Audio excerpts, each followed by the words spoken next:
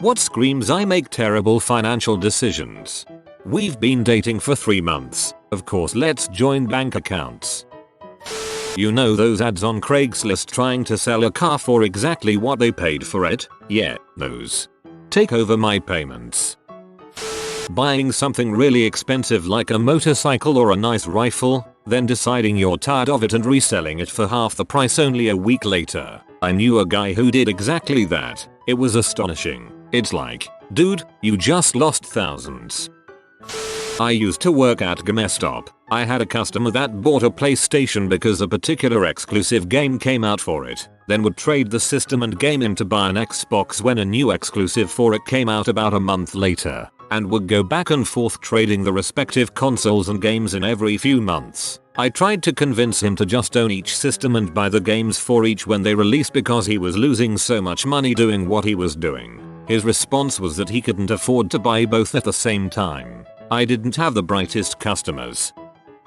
An old friend of mine, we'll call him Friend A, was in a rough place. He had a job but couldn't really afford to get out of the slump he was in, living paycheck to paycheck. So my other friend, Friend B, who owned a house, offered to let him stay for free for a few months. All Friend A had to do was pay the internet bill. $70 mo. Easy enough, right? Well, Friend A decided that since he no longer had expenses, he would just quit his job and play Friend B's Xbox all day long and join a band. Lo and behold, Friend A ran out of money eventually. Now he owed Friend B the internet bill and simply couldn't pay it. Instead of getting a job and paying it, Friend A stole Friend B's Xbox and pawned it, then used the money to pay Friend B the internet bill. How he ever thought it would work, who knows? But that's the definition of terrible financial decisions. We don't talk to Friend A anymore. When you ask them how much they paid for something and they only know how much it costs them on monthly payments. So I worked at a grocery store for 8 years, and the one thing I saw a lot of, unfortunately, was people putting food back for cigarettes when they have kids. We didn't sell lottery tickets or alcohol, but other stores in town did and heard the same stories. I am a loan officer. A guy called in, 18, fresh out of high school, first job, Pizza Hut. Been at it 3 months. Needed a car. Wanted us to finance it. He was calling from the Maserati dealership. Jesus Christ. I know a guy who makes £80k a year. Military pension. A couple of private pensions and has a Porsche for weekends. He still thinks a Maserati is too expensive. Emphasizing how much you saved versus how much you spent. Look what I got. Originally $25,000. But I got it for $5,000. I saved $20,000. No, you spent $5,000. In Western Australia it looks like this. Get laid off by mining company that was initially paying you well, specifically because it isn't a secure position. But never mind that, already taken out a $600k plus loan on a house, a $80k loan on a sick V8 Commodore, plus another $10k putting in performance cams and a straight through exhaust so you can pull mad skids. This is all on the justification that I'll be able to smash these loans out in a couple years on this salary AI. Frick. What do now? What's that? Tickets to Bali are $300 return? Better take the family for a booze fueled cheap crap buying bonanza. It's fine. We'll just remortgage the house. Dead frickin' easy. I used to live paycheck to paycheck. Now I'll live direct deposit to direct deposit. Cadillac Escalade that never has more than a quarter tank of gas. When they buy a large, fancy boat but can't afford the marina fees and upkeep expenses to maintain it. Or a $100 depth finder so they don't run the mother aground. People who also buy a $1 million yacht and buy the cheapest equipment for it because they really can't afford a fricking yacht, period. I work in the marine industry. $20,000 in credit card debt at nearly 20% APR. I have $19,000 at 19%. I'm a financial genius. I used to know a guy who was renowned for making bad decisions in general. To be fair, he was funny and had a heart of gold. He just wasn't a logical thinker. He never had any savings. He was always buying his girlfriend of the month pretty expensive things, and always mooching off his mum. One of the more flawed decisions that has always stuck with me was when his car broke down. It was a piece of junk, so it was bound to happen. No biggie. He was feeling pretty blue because of it, as well as a collection of other things that had happened around the same time, largely through his own choices. So he decided that in order to finally become a winner he needed to look and feel like a winner. And do you know what makes you look and feel like a winner? Owning a brand new Chrysler. He was so excited about it. He could feel good things coming his way already. He'd picked the one he wanted. $70 K-ord. He'd spoken to the dealer and organized when he was going to come in and do the paperwork. Everything was looking great for him. Then when he went to the dealership to sort it all out, it turned out that he hadn't been in his current job for long enough, so the loan finance, which he elected to do through the dealership, couldn't be approved. He came back looking pretty defeated, but, in my opinion, being declined that loan was one of the luckiest things to ever happen to him. This man should not be in charge of his own money. Always broke but has weed at the same time. Farts my dishwasher. Always has a packed bowl in his pocket, but sleeps on his uncle's couch and has to bum a cigarette from me every day. Carrying forward debt from your last car loan onto your new car loan. Unable to remember what they wrote checks for and or unwilling to write down what they wrote checks for. My boss charity just sent out the legally required receipts for charitable donations. Each receipt says thank you for your donation of X to charity name. It's so people can list it as a charitable donation on their taxes, and so we have a list in the event of an audit. I have fielded no fewer than a dozen calls this week along the lines of what is this receipt for? I didn't write a check and no one is polite about it either. They're all in full-blown panic mode. I have photocopies of their checks with the check numbers, which I send them. Suddenly they remember that check they wrote all of a week ago, but somehow never wrote down in their checkbook or whatever system they use. Seriously people, pay attention. Asking your friends on FB for $250 to pay your bills, then post pics the next day of you at the movie theater with $40 of snacks. Just bought 24-karat gold-plated playing cards. They were only $12 on Groupon, but it does look bad. I have a friend who has $95 K in student loan debt, $23 K credit card debt and a $50 K wedding on the horizon. Her dad pays for her school loan. He is paying for the wedding. The original budget was $30 K. Got raised to $50 K. Here's a kicker. He said I'll give you $50 K for a down payment on a house or $50 K for your wedding. She picked the wedding. Infuriating.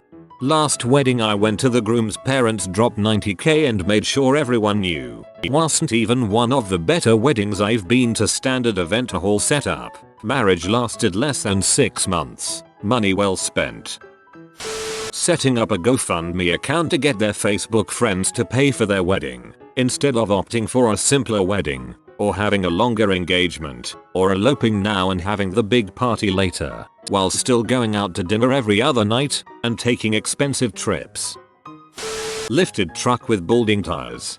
And the bastards never realign the headlights, so they are blinding everyone else in traffic.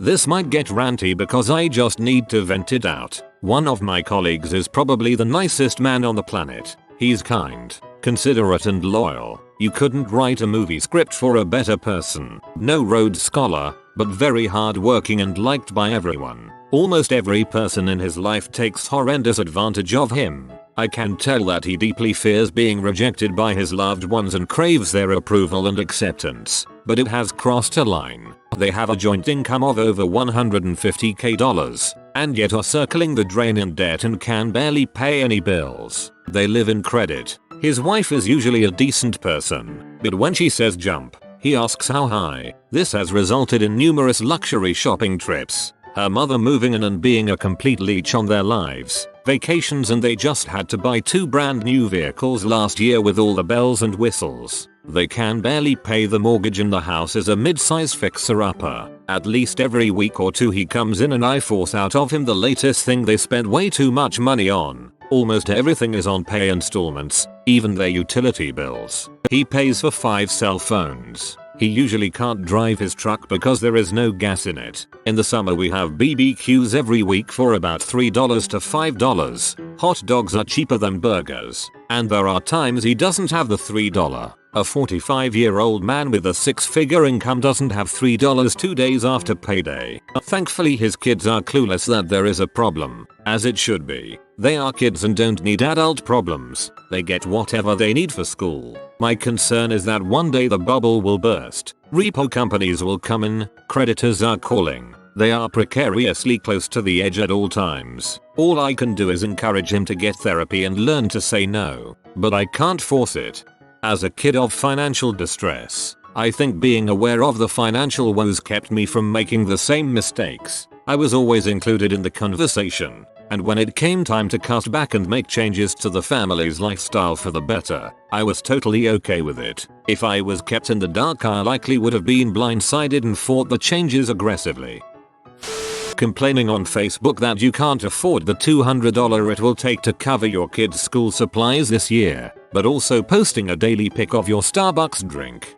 That reminds me of a guy at my old shithole apartment complex who always had money for beer, but on weekends that he had his little daughter, she slept on a small mattress on the floor. Dude, buy her a dang bed, you scum. $800 car, $2,000 rims. Those rims are probably rented leased. Trying to pay 2 mortgages, but you also spend hundreds of dollars on video game loot boxes and virtual cards for a mobile phone game. Treating the limit on their credit card as money they have. They have a $5,000 limit on a new card and immediately think what they could buy with $5,000. And opening a new credit card when they run out of that $5,000. I used to be a cashier at a store which had their own credit card that can only be used at that store. Most of the credit applications I processed were either denied or given very low credit limits because those cards attract people with the worst financial decisions. Get your tax refund and completely forget about the last 11 months of poverty you just experienced, while you talk yourself into a brand new 65 inches TV that you'll inevitably pawn to pay your water bill. Maybe I was too specific. Buying a rundown hotel with bedbugs, mold and a broken pool and then spending $27,000 on new signs with over half your savings. This is pretty specific. In my part of the world, it's the newly hired on the oil rigs. When the market is booming, go out, buy a truck with a $1,000 monthly payment, then buy a house with a $3,000 monthly payment. Then when the market drops, they lose it all, and their credit ends up ruined, so it's harder to find a decent car place to live. Oil price dips are the best times to buy sweet used trucks and boats in oil areas. I almost fell into the truck trap when I was out there.